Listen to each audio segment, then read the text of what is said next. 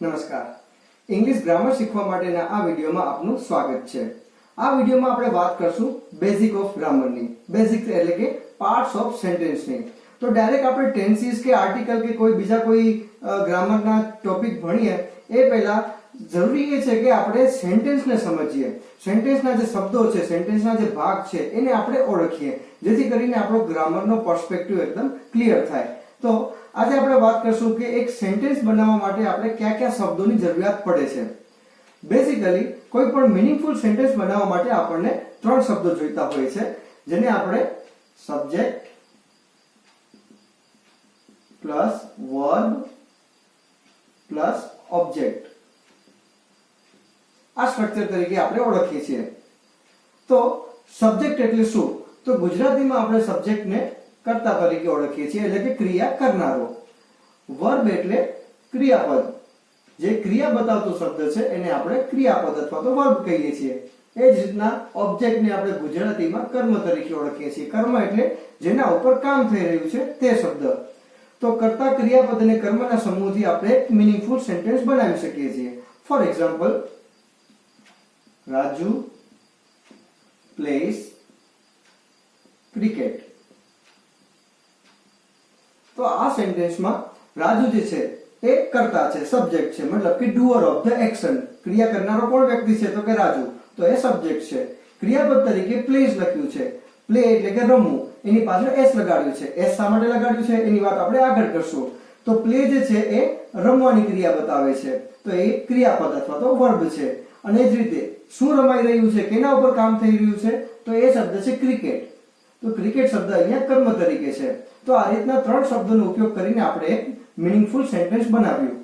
જરૂરી નથી કે દરેક સેન્ટેન્સમાં ક્રિયા હોવી જ જોઈએ. કેટલાક વાક્યો એવા પણ હોય કે જે કદાચ વસ્તુ કે વ્યક્તિનું અસ્તિત્વ કે સ્થિતિ બતાવતું હોય. For example, I am a teacher.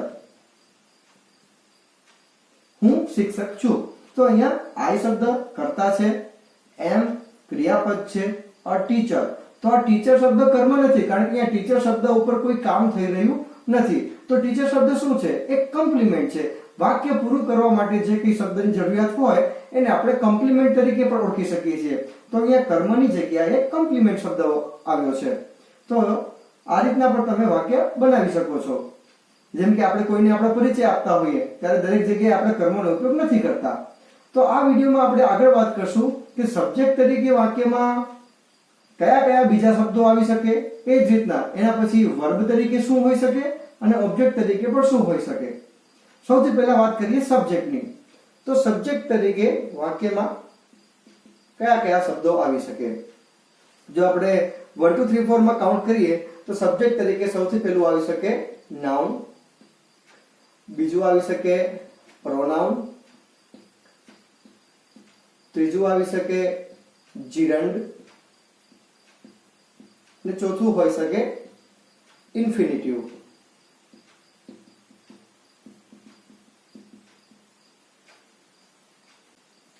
તો સૌથી પહેલા વાત કરીએ નાઉનની. નાઉન એટલે શું? તો નાઉનની બેઝિક ડેફિનેશન એવી છે કે નેમિંગ વર્ડ્સ આર નાઉન. એટલે કે જે નામ બતાવતા શબ્દો હોય એને આપણે નાઉન કહી શકીએ. ગુજરાતીમાં આપણે એના માટે સંજ્ઞા એવો શબ્દ વાપરીએ છીએ. તો નામ બતાવતા શબ્દો તો ઘણા બધા છે, તો એનું વર્ગીકરણ કરવું પણ અનિવાર્ય છે. તો આપણે એનું કંઈક ક્લાસિફિકેશન આ રીતના કરી શકીએ. એક બાજુ આપણે લઈએ પ્રોપર નાઉન અને બીજી બાજુ લઈએ આપણે કોમન નાઉન.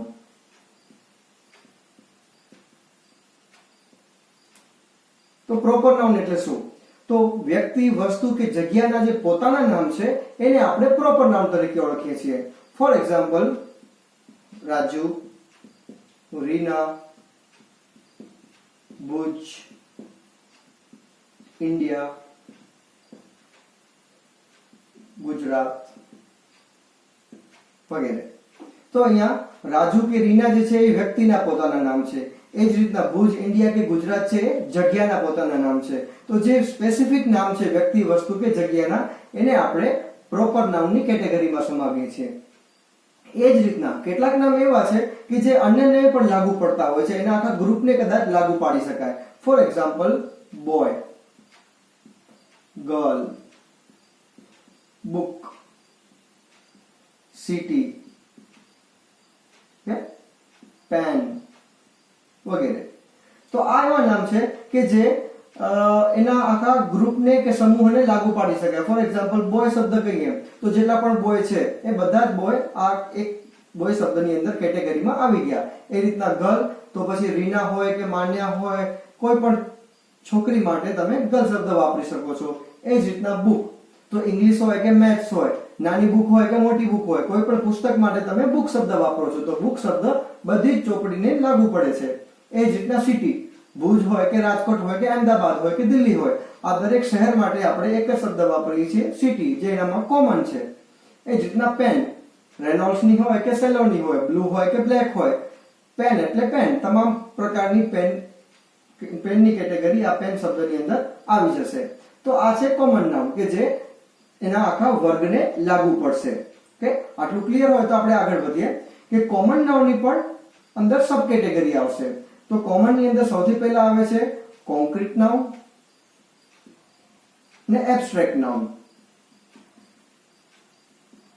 કોન્ક્રીટ નાઉન એટલે એવા નામ કે જેને તમે અડી શકો છો કે જોઈ શકો છો, અથવા તો કહી શકાય કે એવા નામ કે જેનું ફિઝિકલ ફોર્મ હોય, ફિઝિકલ રીતે એ અસ્તિત્વ ધરાવતા હોય. ફોર એક્ઝામ્પલ બુક, તો બુકને આપણે જોઈ શકીએ છીએ, અડી શકીએ છીએ. મારા હાથમાં એક બુક છે, આ બુકને હું અડી શકું છું, જોઈ શકું છું, વાંચી શકું છું, તો એ કોન્ક્રીટ નાઉન થયું.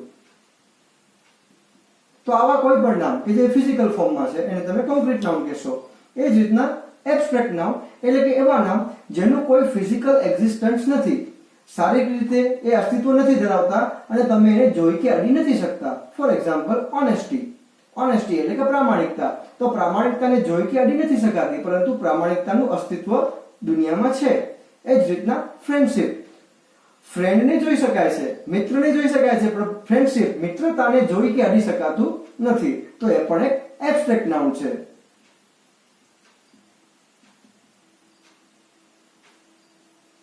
કોમન નાઉનની આગળની એક કેટેગરી છે કલેક્ટિવ નાઉન.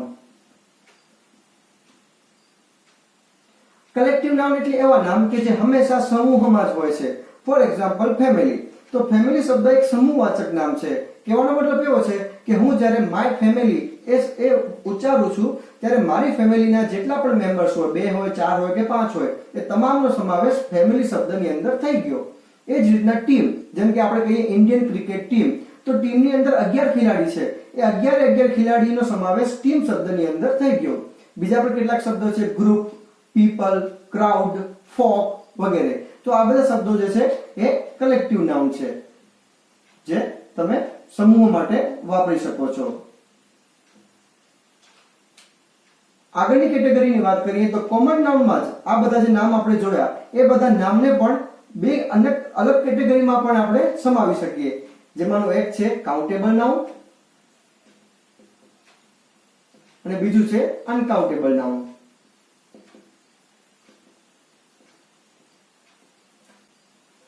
તો કાઉન્ટેબલ નાઉન એટલે એવા નામ કે જે ગણી શકાય છે, જેને તમે નામની આગળ 1 2 3 4 લગાડી શકો છો, એ ગણી શકાશે એવા નામ છે.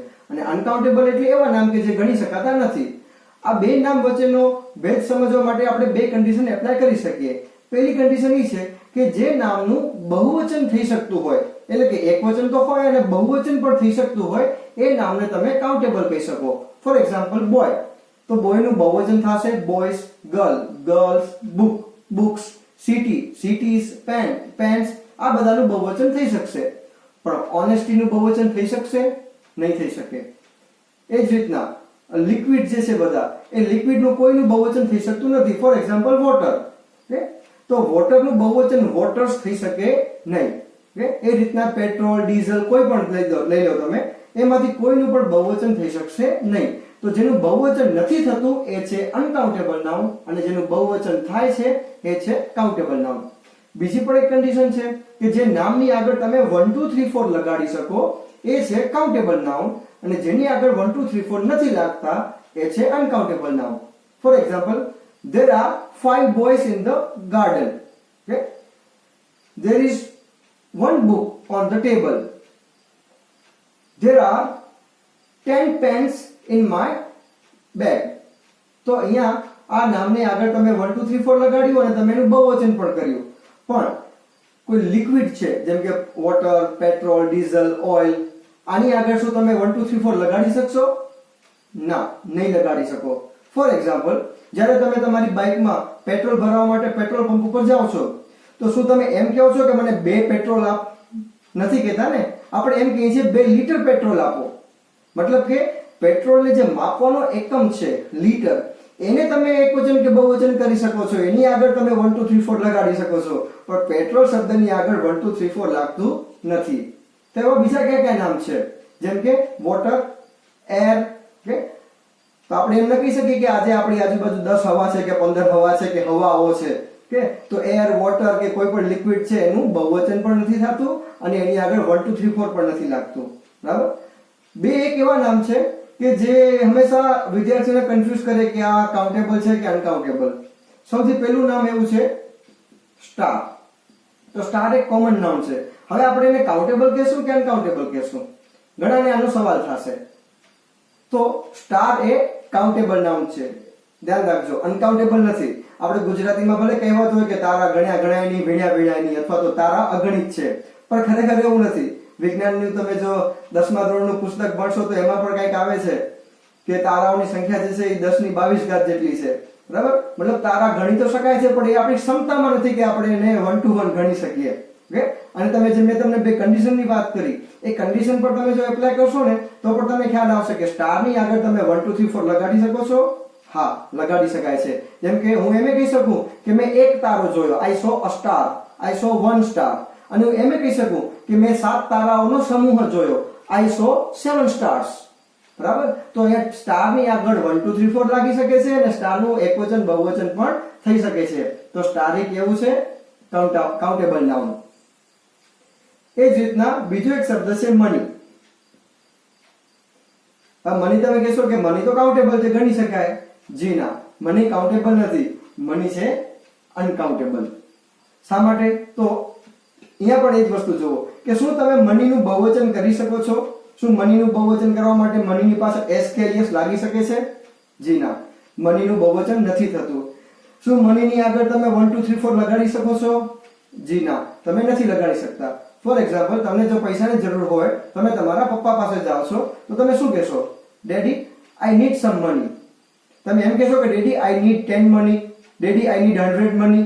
ના, તમે નથી કહેતા. તો મતલબ તમે મનીની આગળ 1 2 3 4 નથી લગાડતા અને મનીનું બહુવચન તો થતું જ નથી. તો અહીંયા મની જે છે એ અનકાઉન્ટેબલ નાઉન છે. તો જ્યારે પણ તમારી સામે કોઈ પણ કોમન નાઉન આવે તો કોમન નાઉનની આ કેટેગરી પણ જોઈ લેવી પડે. જેમ કે આપણે નીચે વાત કરી કોન્ક્રીટ નાઉનની, એબ્સ્ટ્રેક્ટ નાઉનની, કલેક્ટિવ નાઉનની, તો મોટાભાગના એબ્સ્ટ્રેક્ટ નાઉન જે છે એ અનકાઉન્ટેબલમાં આવશે. કોન્ક્રીટ નાઉન છે એ મોટા ભાગે કાઉન્ટેબલમાં આવશે. પ્લસ કલેક્ટિવ નાઉન છે તો કલેક્ટિવ નાઉન્સ પણ મોટા ભાગે કાઉન્ટેબલમાં આવશે. તો નામની આ કેટેગરી તપાસી લેવી બહુ જ જરૂરી છે. શા માટે? કારણ કે ગ્રામરના જ્યારે ટેન્સીસની વાત કરશું તો ક્યારે કયો ક્રિયાપદ વાપરવો, એકવચન વાપરવો કે બહુવચન વાપરવો, એ જ રીતના આર્ટિકલની વાત આવશે, એ એન્ડ ધ ની. તો આર્ટિકલમાં પણ સ્પેસિફિક છે કે આર્ટિકલ એ અને એમ છે એ કાઉન્ટેબલમાં જ વાપરી શકાય, એ પણ સિંગ્યુલર નાઉન માટે. એ જ રીતના આર્ટિકલ ધ છે એ કાઉન્ટેબલ અનકાઉન્ટેબલ બંનેમાં વાપરી શકાય. તો ત્યાં કરીને તમારે આ નામની કેટેગરી જે છે એ સમજવી પડશે અને એ એપ્લાય કરવી પડશે. તો આ વસ્તુ આપણે ક્લિયર રાખવી પડશે. ઓકે. તો હવે એક વખત આપણે રિવિઝન કરી જઈએ કે સબ્જેક્ટ તરીકે વાક્યમાં નાઉન આવી શકે છે. નાઉન તરીકે શું શું હોઈ શકે? તો સૌથી પહેલા તો પ્રોપર નાઉન એટલે કે વ્યક્તિ કે વસ્તુના પોતાના નામ. એના પછી કોમન નાઉન એટલે કે જે બીજા વ્યક્તિ કે વસ્તુ એના સમગ્ર વર્ગને લાગુ પડે એવા નામ. અને એની સબ કેટેગરીમાં વાત કરીએ તો કોન્ક્રીટ નાઉન આવશે એટલે કે જે ફિઝિકલ ફોર્મમાં છે. એબ્સ્ટ્રેક્ટ નાઉન આવશે કે જેનું કોઈ ફિઝિકલ ફોર્મ નથી એવા નામ. કલેક્ટિવ નાઉન કે જે હંમેશા ગ્રુપમાં હોય છે, કે પીપલ કે ફેમિલી કે એવા શબ્દો. અને એના પછી કાઉન્ટેબલ નાઉન અને અનકાઉન્ટેબલ નાઉન એટલે કે ગણી શકાય એવા નામ અને ન ગણી શકાય એવા નામ. ઓકે. હવે વાત કરીએ બીજા મુદ્દાની, એ છે પ્રોનાઉન. પ્રોનાઉન એટલે શું? તો પ્રોનાઉન એટલે ગુજરાતીમાં આપણે એને સર્વનામ તરીકે ઓળખીએ છીએ. સર્વનામ એટલે નામના બદલામાં જે વપરાય એને આપણે સર્વનામ કહીએ છીએ. સર્વનામમાં 3 કેટેગરી આપેલી હોય છે. પહેલો પુરુષ, બીજો પુરુષ અને ત્રીજો પુરુષ. તો આ ત્રણ બાબતો આપણે પહેલા સમજવી પડશે, તો જ આપણે આગળ વધી શકશું. તો પહેલો પુરુષ એટલે શું? તો જેના વિશે વાત કરવામાં આવી છે અથવા તો જે વ્યક્તિ બોલી રહ્યો છે અથવા તો લખી રહ્યો છે એને આપણે પહેલો પુરુષ અથવા ઇંગ્લિશમાં ફર્સ્ટ પર્સન કહીએ છીએ. તો એમાં કયા કયા નામ આવશે? તો એમાં પણ આપણે એકવચન જોવું પડશે અને બહુવચન જોવું પડશે. તો પહેલો પુરુષ એકવચનમાં શબ્દ આવે છે આઈ, એટલે કે હું જ્યારે મારા વિશે વાત કરું છું, હું કાંઈ બોલું છું તો હું આઈ શબ્દનો ઉપયોગ કરીશ સર્વનામ તરીકે. I am a teacher, I like to play cricket. Okay, એ જ રીતના જો પહેલો પુરુષ બહુવચનમાં હોય, મારી સાથે ઘણા બધા લોકો સાથે છે અને અમે સાથે બોલીએ છીએ, સાથે મંતવ્ય રજૂ કરીએ છીએ, તો આઈ ની જગ્યાએ વપરાશે we. Okay, we are teachers, we like to play cricket. Okay, એ જ રીતના બીજો પુરુષ એટલે શું? તો કે સાંભળનારો વ્યક્તિ હંમેશા બીજો પુરુષ હોય છે. મતલબ કે તમે એને આ રીતના સમજો કે જ્યારે બે વ્યક્તિ વચ્ચે વાતચીત ચાલુ હોય, ડાયલોગ ચાલુ હોય, તો જ્યારે જે વ્યક્તિ બોલનારો છે એ વ્યક્તિ પહેલો પુરુષ કહેવાય અને જે વ્યક્તિ સામે સાંભળનારો છે એને તમે બીજો પુરુષ કહો.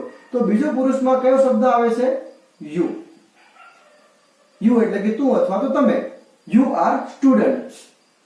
ઓકે, તો અહીંયા યુ એકવચનમાં પણ યુ છે અને બહુવચનમાં પણ યુ જ છે. ઓકે, એ જ રીતના ત્રીજો પુરુષ એટલે શું? તો સામાન્ય રીતે એવું કહેવામાં આવતું હોય છે કે જેના વિશે વાત કરવામાં આવી છે એને ત્રીજો પુરુષ કહેવાય છે. પણ તમે કદાચ આ ડેફિનેશનને બ્રોડમાં પણ લઈ શકો. હું કદાચ એ રીતના કહીશ કે પહેલા અને બીજા પુરુષમાં જેનો સમાવેશ નથી થતો એ બધી જ વસ્તુ કે વ્યક્તિ ત્રીજા પુરુષમાં આવશે. બરાબર? મતલબ કે કદાચ આપણે કોઈ ટોપિકની વાત કરીએ છીએ, ઇંગ્લિશ ગ્રામરની વાત કરીએ છીએ, તો ઇંગ્લિશ ગ્રામર એ શું છે? એ થર્ડ પર્સન છે. આપણે કોઈક રમેશ નામના છોકરાની વાત કરીએ છીએ તો રમેશ શું છે? થર્ડ પર્સન છે. સાથે સાથે મારા અને તમારામાં નથી એ બીજી બધી પણ વસ્તુ વ્યક્તિને તમે થર્ડ પર્સન કહી શકશો. ટેબલ છે, બુક્સ છે, આજુબાજુના ઝાડ છે, બિલ્ડિંગ છે, બીજા લોકો છે, આ બધા થર્ડ પર્સન્સમાં આવશે. તો થર્ડ પર્સનમાં કયા નામ છે? તો એમાં જાતિ પ્રમાણે સૌથી પ્રથમ આવે છે હી. એટલે કે જો પુરુષની તમે વાત કરતા હો એક વચનમાં તો એના માટે તમે હી સર્વનામ વાપરો છો. એ જ રીતે તમે સ્ત્રી માટે શબ્દ વાપરતા હો તો એ છે સી. અને પુરુષ અને સ્ત્રીમાં ન હોય એવી કોઈ નાન્યતર જાતિ હોય તો એના માટે શબ્દ છે ઇટ. બરાબર? એ જ રીતના બહુવચનમાં આ તમામ માટે એક જ શબ્દ છે ધે. ઓકે, હવે એક જરાક વાક્યમાં સમજો. હું કદાચ એમ કહું my father reads newspaper every day, તો માય ફાધર શબ્દ કઈ કેટેગરીમાં આવશે અહીંયા? તો અહીંયા ત્રીજો પુરુષ એકવચન હી માં આવશે. ઓકે, એ જ રીતના my mother goes to temple every day, તો માય મધર અહીંયા ત્રીજો પુરુષ એકવચન સી ની કેટેગરીમાં આવશે. આ વસ્તુ સમજવી ખૂબ જ જરૂરી છે. શા માટે? કારણ કે જ્યારે તમે ટેન્સીસ શીખશો કાળ, ઓકે, તો ટેન્સીસમાં તમારે કયો પુરુષ છે ને એકવચન છે કે બહુવચન તે પ્રમાણે ક્રિયાપદના રૂપ વાપરવા પડશે. તો આ વસ્તુ જો ક્લિયર હશે તો તમે ટેન્સીસમાં આગળ વધી શકશો. ખ્યાલ આવ્યો? તો અહીંયા તમે આ રીતના પ્રોનાઉનને સમજી લો, એના એકવચનને સમજી લો અને બહુવચનને સમજી લો. સાથે સાથે આ દરેક એકવચન અને બહુવચન માટે અલગ અલગ સહાયકારક ક્રિયાપદ હોય છે જેની વાત આપણે આગળ કરશું. ત્યારબાદ ત્રીજો મુદ્દો છે જીરંડ. તો વાક્યમાં સબ્જેક્ટ તરીકે જીરંડ પણ વપરાઈ શકે છે. જીરંડ એટલે શું? તો જ્યારે પણ કોઈ વર્બની પાછળ તમે આઈએનજી લગાડો છો તો એ જીરંડ બની જાય છે. એક્ઝામ્પલ દ્વારા સમજીએ. For example, walking is a good exercise. એટલે કે ચાલવું એ એક સારી કસરત છે. તો અહીંયા મેં શું કર્યું? વોક ની સાથે આઈએનજી લગાડી દીધું અને આ રીતના વોકિંગ શબ્દ જે છે એ વાક્યમાં સબ્જેક્ટ બની ગયું. બરાબર? ખ્યાલ આવ્યો? એ જ રીતના બીજું એક્ઝામ્પલ લઈએ. Reading is my hobby. વાંચવું એ મારો શોખ છે. તો અહીંયા પણ રીડિંગ શબ્દ જે છે રીડ પ્લસ આઈએનજી એ જીરંડ તરીકે વાક્યમાં સબ્જેક્ટ તરીકે વપરાયું છે. ચોથો મુદ્દો છે ઇન્ફિનિટિવ. એ પણ થોડુંક આના રિલેટેડ જ છે. જીરંડ શબ્દમાં આપણે વર્બ પ્લસ આઈએનજી કરીએ છીએ, જ્યારે ઇન્ફિનિટિવમાં ટુ પ્લસ વર્બ આ રીતના યુઝ થાય છે. એક્ઝામ્પલથી સમજીએ. પહેલું જ એક્ઝામ્પલ હતું વોકિંગ વાળું, એને આપણે ઇન્ફિનિટિવ તરીકે યુઝ કરીએ તો two walk is a good exercise. તો અહીંયા વાક્યનો અર્થ સેમ જ રહે છે, અર્થ નથી બદલાતો, પરંતુ માત્ર સબ્જેક્ટ તરીકે જીરંડના સ્થાને તમે ઇન્ફિનિટિવ યુઝ કરો કરો છો. બીજું વાક્ય હતું રીડિંગ ઇઝ માય હોબી. એના માટે શું થશે? To read is my hobby. Okay, તો વાક્ય તરીકે તમે જીરેન્ડ અથવા ઇન્ફિનિટિવ પણ વાપરી શકો છો. તો આપણે અત્યાર સુધી શું જોયું કે સબ્જેક્ટ તરીકે વાક્યમાં આ ચારમાંથી તમે કોઈ પણ એક કમ્પોનન્ટ યુઝ કરી શકો છો. તમે નાઉન વાપરી શકો છો એટલે કે નામ ડાયરેક્ટ વાપરશો. તમે પ્રોનાઉન એટલે કે સર્વનામ યુઝ કરી શકો છો, I, we, you, he, she, it, they. તમે જીરેન્ડ વાપરી શકો છો, વર્બ પ્લસ આઈએનજી, અને તમે ઇન્ફિનિટિવ વાપરી શકો છો એટલે કે ટુ પ્લસ વર્બ. આ રીતના નામ તરીકે આમાંથી કોઈ પણ એક ઘટક હશે. આગળ વાત કરશું વર્બની. તો વર્બમાં પણ આ રીતના કયા કયા શબ્દો વર્બ તરીકે વપરાય છે એના ઉપયોગ વિશે જોશું.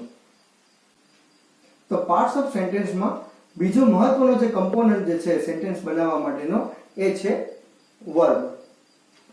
વર્બ એટલે શું? તો આપણે આગળ વાત કરીએ એમ વર્બ એટલે ક્રિયાપદ, ક્રિયા બતાવતું પદ. પણ હંમેશા ક્રિયા બતાવતો શબ્દ હોય જ એવું જરૂરી નથી. તો અહીંયા આપણે વર્બની કેટલીક કેટેગરી સમજીએ કે વર્બ તરીકે વાક્યમાં કયા કયા શબ્દો આવી શકે. તો સૌથી પહેલું આવશે ઓક્ઝિલરી વર્બ,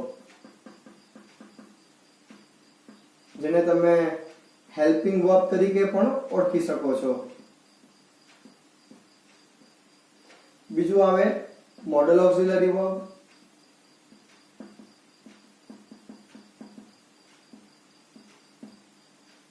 અને ત્રીજું અને સૌથી મહત્વનું છે main verb. One by one આપણે બધા સમજીએ. સૌથી પહેલું છે ઓક્ઝિલરી વર્બ. ઓક્ઝિલરી વર્બ એટલે કે જેમ કે હેલ્પિંગ શબ્દ બતાવે છે સહાયકારક ક્રિયાપદ. એવા ક્રિયાપદ જે કદાચ સહાય કરવાનું કામ કરે છે. તો કોને સહાય કરે છે? કદાચ સબ્જેક્ટને સહાય કરે છે અથવા તો મેઇન વર્બને સહાય અથવા તો સપોર્ટ કરે છે. તો આ શબ્દો એવા છે કે જે સ્થિતિ અથવા તો અસ્તિત્વ સૂચવશે. સાથે સાથે તમને આ શબ્દો ઉપરથી ખ્યાલ પડશે કે વાક્ય કયા કાળનું છે, વર્તમાનનું છે, વીતી ગયેલા ભૂતકાળનું છે કે આવનારા ભવિષ્યકાળનું છે. તો વાક્યમાં ઓક્ઝિલરી વર્બ તરીકે કયા કયા શબ્દો વપરાય છે? બેઝિક શબ્દો છે એમિઝાર. ઓકે, તમે એમિઝાર અને એનો ભૂતકાળ છે વોઝ વર એ તમે ઓક્ઝિલરી વર્બ તરીકે વાપરો છો. તો અહીંયા આપણે થોડીક એની કેટેગરી જોઈ જઈએ. સૌથી પહેલા આવે છે ટુ બી ના રૂપ. ટુ બી ના રૂપમાં કયા કયા આવશે? એમ, ઇઝ અને આર. આ બધા શબ્દો વર્તમાન કાળમાં વપરાશે. અહીંયા તમને બેઝિક નોલેજ તો હશે જ કે આઈ સાથે તમે એમ વાપરો છો, હી, સી અને ઇટ સાથે ઇઝ વાપરો છો, વી, યુ અને ધે સાથે તમે આર વાપરો છો. ઓકે, તો અહીંયા તમારે એકવચન અને બહુવચન પ્રમાણે શબ્દો વાપરવાના છે. આ ટુ બી ના ભૂતકાળના રૂપ છે વોઝ અને વર. તો વોઝ છે એ એકવચન માટે છે ને વર છે એ બહુવચન માટે છે. ઓકે, ઓક્ઝિલરીમાં બીજા ક્યાં આવશે? તો એ છે ટુ ડુ ના રૂપ. ટુ ડુ ના વર્તમાન કાળના રૂપ છે ડુ અને ડઝ, અને એનું ભૂતકાળનું રૂપ છે ડીડ. એ જ રીતના ત્રીજો છે ટુ હેવ. તો હેવ ના વર્તમાન કાળના રૂપ છે હેવ અને હેઝ, અને ભૂતકાળના છે હેડ. હેવ હેઝ કોની સાથે લાગે છે તમને ખ્યાલ હશે. જેમ કે હેવ અને હેઝ નો ઉપયોગ માલિકી દર્શાવવા માટે થાય છે. I have a pen. Okay, એ રીતના જો તમે ત્રીજો પુરુષ એકવચનની વાત કરો છો he, she, it ની, તો તમે has વાપરો છો. Raju has a new notebook. Okay, they have chopsticks with them. Okay, તો આ રીતના તમે have has વાપરો છો અને એનું ભૂતકાળનું રૂપ છે had.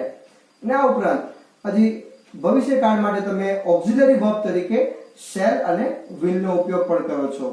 તો shall ને will એવા શબ્દો છે જે ઓક્ઝિલરી તરીકે પણ વપરાય છે અને આગળ મોડલ ઓક્ઝિલરી તરીકે પણ વપરાશે. ઓકે, તો આ બધા છે બેઝિકલી સહાયકારક ક્રિયાપદો.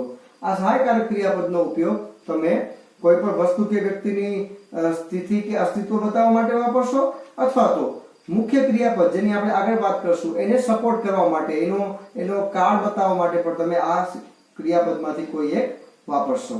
ઓકે, તો વર્બની બીજી જે કેટેગરી છે એ છે મોડલ ઓક્ઝિલરી વર્બ. ઓક્ઝિલરી એટલે સહાયકારક ક્રિયાપદ તો છે, પણ આ મોડલ ઓક્ઝિલરી છે, મતલબ કે આનો કોઈ સ્પેસિફિક યુઝ છે. તો જે સહાયકારક ક્રિયાપદ કોઈક સ્પેશિયલ યુઝ માટે, જેમ કે આગાહી કરવા માટે અથવા તો શક્તિ બતાવવા માટે, પરમિશન માંગવા અથવા આપવા માટે વપરાતા હોય, એ શબ્દોને આપણે મોડલ ઓક્સિલરી તરીકે ઓળખીએ છીએ. બહુ સિમ્પલ છે. જેમ કે કેન, કુડ, મે, મસ્ટ વગેરે શબ્દો. આ શબ્દો તમે સ્કૂલમાં પણ વાપર્યા હશે અને તમે ડે ટુ ડે લાઈફમાં પણ આપણે ઘણી જગ્યાનો ઉપયોગ કરીએ છીએ. જેમ કે આઈ કેન રન ફાસ્ટ, તો હું ઝડપથી દોડી શકું છું. આ વાક્યમાં ખાલી એક ધ્યાન રાખવું પડશે કે અહીંયા મોડલ ઓક્સિલરી સાથે તમે મુખ્ય ક્રિયાપદ પણ વાપરો છો. માત્ર મોડલ ઓક્સિલરી એકલા નથી વપરાતા. જ્યારે સૌથી પહેલા જે આપણે જોયા ઓક્સિલરી વર્બ, સહાયકારક ક્રિયાપદ એમ, ઇઝ, આર કે વોઝ વગેરે, તો ઓક્સિલરી વર્બ એકલા પણ વપરાઈ શકાય અને મેઇન વર્બ સાથે પણ વપરાઈ શકાય. જેમ કે હું એમ પણ કહી શકું આઈ એમ અ ટીચર, તો અહીંયા એમ શબ્દ જે છે એ ક્રિયાપદ છે, તો એમ થી કામ પતી ગયું. અહીંયા કોઈ બીજા કોઈ મુખ્ય ક્રિયાપદની કે ક્રિયા બતાવતા શબ્દની જરૂર નથી પડતી. જ્યારે મોડલ ઓક્સિલરી સાથે આવું નથી થતું. બીજો એક્ઝામ્પલ લઈએ, we must follow traffic rules, આપણે ટ્રાફિકના નિયમોનું પાલન કરવું જ જોઈએ. તો મસ્ટ જે છે એ ઓક્સિલરી વર્બ છે, પણ એની સાથે સાથે ફોલો એ મુખ્ય ક્રિયાપદ છે, તો આપણે એનો ઉપયોગ પણ કરીએ છીએ. તો અહીંયા જસ્ટ હું બે ત્રણ શબ્દ લખી દઉં છું તમારા જાણ માટે. Can, could, must, have two,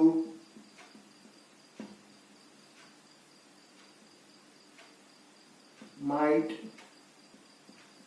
મે વગેરે. સંભાવના બતાવવી હોય તો તમે મે શબ્દ વાપરો છો. જેમ કે ઇટ મે રેન ટુડે.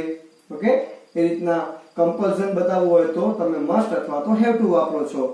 કોઈ સેન્સિબલ એક્શન કહેવું હોય કે આપણે આમ કરવું જોઈએ, we should help poor. Okay, તો આ બધા મોડલ ઓક્સિલરી શબ્દો છે. તો હવે આપણે વાત કરીએ ત્રીજી કેટેગરીની, મેઇન વર્બ, જેને તમે મુખ્ય ક્રિયાપદ તરીકે ઓળખશો. તો મેઇન વર્બ ખૂબ જ મહત્વના છે. આ એવા શબ્દો છે જે ક્રિયા બતાવે છે, ચોક્કસ ક્રિયા. ઓકે, તો ક્રિયા એટલે શું? જેમ કે હું બોલી રહ્યો છું, આ બોલવાની ક્રિયા. તમે સાંભળી રહ્યા છો, જોઈ રહ્યા છો, જોવાની ક્રિયા છે. ઓકે, તો કેટલીક ક્રિયા એવી છે કે જેમાં શારીરિક રીતે શ્રમ ઉઠાવવો પડે છે, તો એ ફિઝિકલ એક્ટિવિટીને રિલેટેડ ક્રિયા હોય છે અને કેટલીક નોન ફિઝિકલ એક્ટિવિટી હોય છે. ઓકે, એક્ઝામ્પલ તરીકે સમજીએ આપણે તો read, watch, play, write, talk, આ બધી ફિઝિકલ એક્ટિવિટી છે. ઓકે, હવે નોન ફિઝિકલ એક્ટિવિટીની વાત કરીએ તો થિંક, ફીલ, હોપ, ડ્રીમ વગેરે. તો આ બધી એક્ટિવિટીમાં આપણે શારીરિક શ્રમ નથી ઉઠાવવાનો, પણ આ પણ એક્ટિવિટી છે. તો આ તમામે તમામ એક્ટિવિટીને તમે વર્બ તરીકે ઓળખશો. ઓકે, તો વર્બના મુખ્ય પ્રકારની વાત કરીએ તો મેઇન વર્બને તમે બે પ્રકારમાં વહેંચી શકો છો. એક છે રેગ્યુલર વર્બ અને બીજા છે ઇરરેગ્યુલર વર્બ. આ બે વચ્ચેનો તફાવત શું છે? એક જ તફાવત છે કે જે ક્રિયાપદનું ભૂતકાળ અને ભૂતકૃદંતનું રૂપ એની પાછળ ડી અથવા તો ઈડી લગાવવાથી થતું હોય એવા શબ્દોને રેગ્યુલર વર્બ કહેવાય છે. અને જે ક્રિયાપદનું ભૂતકાળ અને ભૂતકૃદંતનું રૂપ ડી અથવા ઈડી લગાવવાથી નહીં પણ ગમે તે અલગ રીતે થતું હોય તો એને ઇરરેગ્યુલર વર્બ કહેવાય છે. એક્ઝામ્પલથી સમજીએ. જેમ કે પ્લે, તો પ્લે નું ભૂતકાળ અને ભૂતકૃદંત શું થશે? પ્લેડ, પ્લેડ, મતલબ કે પાછળ ઈડી લાગ્યું, તો આ રેગ્યુલર વર્બ છે. બીજો એક શબ્દ લઈએ, વોક, તો વોક નું પણ ભૂતકાળ અને ભૂતકૃદંત શું થશે? વોકડ, વોકડ, પાછળ ઈડી લાગ્યું. ઓકે, ત્રીજો એક શબ્દ લઈએ, હોપ, તો હોપ નું ભૂતકાળ અને ભૂતકૃદંત શું થશે? હોપ્ડ. અહીંયા ઈ ઓલરેડી છે એટલે આપણે પાછળ માત્ર ડી લગાડીએ છીએ, તો આ બધા રેગ્યુલર વર્બ થયા. હવે વાત કરીએ ઇરરેગ્યુલર વર્બની. તો એક્ઝામ્પલ લઈએ, ઇટ, તો ઇટ નું ભૂતકાળ શું થશે? અહીંયા આપણે શું ડી કે ઈડી લગાવીએ છીએ? ના, ઇટ નું ભૂતકાળ થાય છે એટ અને ભૂતકૃદંત થાય છે ઇટન. તો અહીંયા બંને રૂપ અલગ અલગ થાય છે અને કોઈ પણ રૂપમાં ડી કે ઈડી નો ઉપયોગ જ નથી થતો, તો આ ઇરરેગ્યુલર વર્બ છે. બીજો એક શબ્દ લઈએ, સ્પીક, બોલવું, તો સ્પીક નું ભૂતકાળ થશે સ્પોક, ભૂતકૃદંત થશે સ્પોકન, તો આ પણ ઇરરેગ્યુલર વર્બ છે. ત્રીજો એક શબ્દ લઈએ, રીડ, વાંચવું. ઓકે, તો રીડ નું ભૂતકાળ અને ભૂતકૃદંત બધું જ રીડ રીડ રીડ થાય છે. ઓકે, તો અહીંયા કોઈ ડી અને ઈડી નો ફોર્મ્યુલા યુઝ નથી થતો. તો આ એક આપણે વસ્તુ યાદ રાખવી પડશે. અને રિલેટેડ જે વાત છે એ છે ફોર્મ્સ ઓફ વર્બની. ઓકે, મતલબ કે ક્રિયાપદના રૂપની. તો બેઝિકલી આપણે ક્રિયાપદના 3 રૂપ બનાવીએ છીએ. એક હોય મેઇન ફોર્મ, બીજું હોય પાસ્ટ ફોર્મ અને ત્રીજું હોય પાસ્ટ પાર્ટિસિપલ ફોર્મ. ઓકે, તમે એને બેટર રીતે યાદ રાખવા માટે V1, V2 અને V3 તરીકે પણ યાદ રાખી શકો છો. ઓકે, તો જે પણ મુખ્ય ક્રિયાપદ છે મેઇન વર્બ, એના તમે 3 રૂપ બનાવી શકો છો. આ 3 રૂપ શા માટે છે? તો અહીં સમજવું પડશે કે આ ત્રણેય રૂપનો ઉપયોગ અલગ અલગ કાળમાં અલગ અલગ રીતે થાય છે. ઓકે, ફોર એક્ઝામ્પલ એક શબ્દ લઈએ છીએ આપણે પ્લે. તો પ્લે નું મેઇન ફોર્મ વર્તમાન કાળમાં તમે શું ફોર્મ વાપરશો? તો કે પ્લે. ભૂતકાળમાં તમે પ્લે નું શું કરશો? તો થશે પ્લેડ. એ જ રીતે ભૂત ટુદન શું થશે? તો એ પણ થશે પ્લેડ. તો કાળ પ્રમાણે જો તમને ટૂંકી સમજ આપી દઉં તો જેમ કે વર્તમાન કાળ જ લઈએ છીએ, તો સાદા વર્તમાન કાળમાં તમે પ્લે ને પ્લે તરીકે, અથવા જો તમે હી, સી અને ઇટ નો ઉપયોગ કરો છો તો પ્લે નું પ્લેસ થઈ જાય છે. ઓકે, એ તમે સાદા વર્તમાન કાળમાં વાપરશો. એ જ રીતના જો તમે ભૂતકાળની વાત કરો છો તો તમે ભૂતકાળમાં પ્લે નું શું કરી નાખશો? પ્લેડ કરી નાખશો. અને એ જ રીતના પૂર્ણ કાળ હોય છે, પૂર્ણ વર્તમાન કાળ, પૂર્ણ ભૂતકાળ અને પૂર્ણ ભવિષ્યકાળ. તો જ્યાં કને પૂર્ણ એટલે કે પરફેક્ટ ટેન્સ ની વાત આવતી હોય ત્યાં કને આપણે પાસ્ટ પાર્ટિસિપલ ફોર્મ વાપરતા હોઈએ છીએ. તો ત્યાં પણ પ્લે નું પ્લેડ આપણે યુઝ કરતા હોઈએ છીએ. ઓકે, તો દરેક ક્રિયાપદના આ રીતના તમે 3 ફોર્મ બનાવી શકો છો અને કાળ પ્રમાણે યુઝ કરી શકો છો. ઓકે, આજે એક એક્ઝામ્પલ લઈએ, થિંક. તો થિંક નું ભૂતકાળ શું થશે? થોટ. ભૂતકૃદન પણ થશે થોટ. ઓકે, આ ઉપરાંત ક્રિયાપદનું આઈએનજી વર્બ ફોર્મ પણ હોય છે. આઈએનજી વર્બ ફોર્મ તમે ક્યાં વાપરશો? તો કે ચાલુ કાળમાં, કન્ટિન્યુઅસ ટેન્સમાં, ચાલુ વર્તમાન કાળ, ચાલુ ભૂતકાળ અને ચાલુ ભવિષ્યકાળમાં. તો અહીંયા તમે ક્રિયાપદની પાછળ આઈએનજી લગાડો છો. જેમ કે રીડ નું તમે રીડિંગ કરશો, વોચ નું વોચિંગ કરશો, પ્લે નું પ્લેઇંગ કરશો. ઓકે, તો હું તો એ રીતના કહીશ કે તમે ફોર્મ્સ ઓફ વર્બ ની વાત કરો છો ત્યારે ક્રિયાપદના 3 ના બદલે 5 રૂપ બનાવો. 3 રૂપ તો તમારી સામે છે જ. ચોથું રૂપ બનાવો એસ કે ઈએસ વાળો રૂપ, જેનો ઉપયોગ તમે સાદા વર્તમાન કાળમાં ત્રીજા પુરુષ એકવચન એટલે કે હી, સી અને ઇટ ના સર્વનામ સાથે કરશો. ઓકે, તો એ છે એસ અથવા તો ઈએસ વાળું રૂપ, ચોથું રૂપ.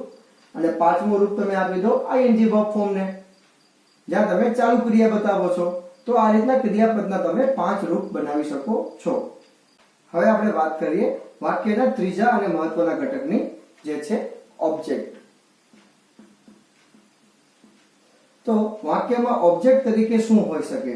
ઓકે, તો ઓબ્જેક્ટ તરીકે પહેલા તો આપણે ઓબ્જેક્ટને જ લેશું કે ઓબ્જેક્ટ તરીકે કોઈ કર્મ હોય જેના ઉપર કંઈ કામ થઈ રહ્યું હોય. આ ઉપરાંત ઓબ્જેક્ટ તરીકે કોમ્પ્લિમેન્ટ પણ હોઈ શકે.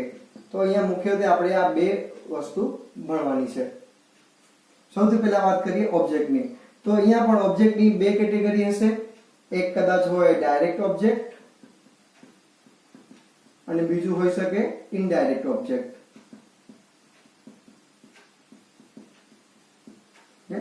તો સબ્જેક્ટ દ્વારા જે ક્રિયા થઈ રહી છે એની જો ડાયરેક્ટ અસર ઓબ્જેક્ટ ઉપર હોય તો એવા ઓબ્જેક્ટને તમે ડાયરેક્ટ ઓબ્જેક્ટ કહી શકો છો. અને જો અસર કોઈ ડાયરેક્ટ કર્મ ઉપર નથી થઈ રહી તો એવા કર્મને તમે ઇનડાયરેક્ટ ઓબ્જેક્ટ તરીકે ઓળખી શકો છો. કહેવાનો મતલબ એમ પણ છે કે અહીંયા ઓબ્જેક્ટ તરીકે વાક્યમાં એક કરતા વધારે પણ કર્મ હોઈ શકે છે, જેમાંથી કદાચ એક ડાયરેક્ટ હોય અથવા બીજો ઇનડાયરેક્ટ હોય, અથવા માત્ર એકનો પણ ઉપયોગ હોઈ શકે છે. એક્ઝામ્પલ દ્વારા સમજીએ. Okay, I play cricket. તો અહીંયા આઈ છે સબ્જેક્ટ છે, પ્લે છે વર્બ ને ક્રિકેટ જે છે એ છે ડાયરેક્ટ ઓબ્જેક્ટ. મતલબ કે અહીંયા ડાયરેક્ટ ક્રિકેટ ઉપર ક્રિયા થઈ રહી છે. ઓકે, એક એક્ઝામ્પલ લઈએ ઇનડાયરેક્ટ ઓબ્જેક્ટ નો. My father gave me some books.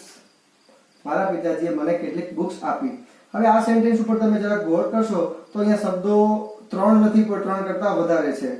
એનું બ્રેકઅપ જોઈ લઈએ શું છે. તો માય ફાધર જે છે એ સબ્જેક્ટ છે, ગેવ શબ્દ જે છે એ વર્બ છે, મી જે છે એ ઓબ્જેક્ટ છે, અને સમ બુક્સ છે એ પણ ઓબ્જેક્ટ છે. બરાબર. તો અહીંયા સમ બુક્સ જે છે એ છે ડાયરેક્ટ ઓબ્જેક્ટ, ડાયરેક્ટ પુસ્તકની અસરની વાત છે, અને મી જે છે એ છે ઇનડાયરેક્ટ ઓબ્જેક્ટ. ઓકે, ખ્યાલ પડ્યો? બીજા એક્ઝામ્પલ લઈએ આપણે. I am eating an apple. હું એપલ ખાઈ રહ્યો છું. તો અહીંયા ક્રિયા જે છે એ કોના ઉપર થઈ રહી છે? તો કે એપલ ઉપર. શું ક્રિયા થઈ રહી છે? તો કે એપલ ખવાઈ રહ્યો છે. તો અહીંયા I સબ્જેક્ટ છે, am eating વર્બ છે, અને an apple એ છે ઓબ્જેક્ટ. અને આ કેવો ઓબ્જેક્ટ છે? ડાયરેક્ટ, જેના ઉપર ડાયરેક્ટ ક્રિયા થઈ રહી છે.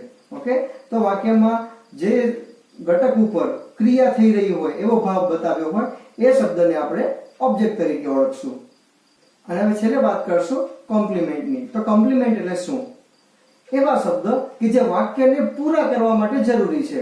ઓકે, જેમ કે હું એમ કહું I have a football.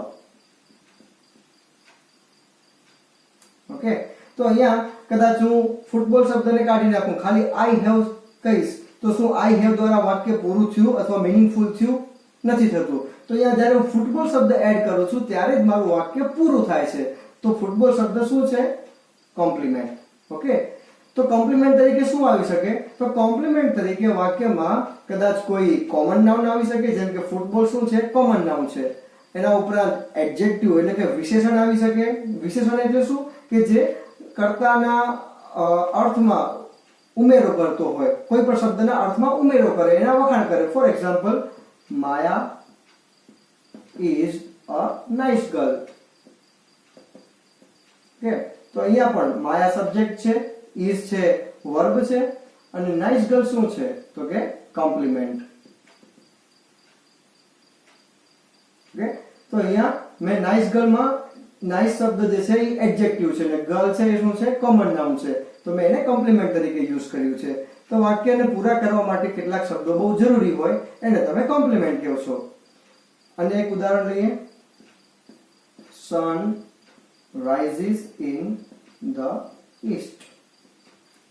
Okay, તો એ sun છે એ સબ્જેક્ટ છે, rises છે વર્બ, in છે એ પ્રેપોઝિશન છે,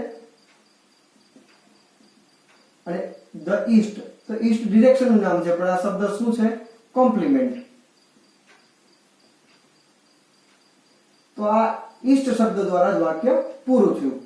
ઓકે, તો આવા શબ્દને આપણે કોમ્પ્લિમેન્ટ કહીશું. ખ્યાલ આવ્યો? તો આ વિડીયોમાં આપણે પાર્ટ્સ ઓફ સેન્ટેન્સના મુખ્ય જે 3 એલિમેન્ટ છે, સબ્જેક્ટ, વર્બ અને ઓબ્જેક્ટ, એના વિશે ડિટેલમાં વાત કરી.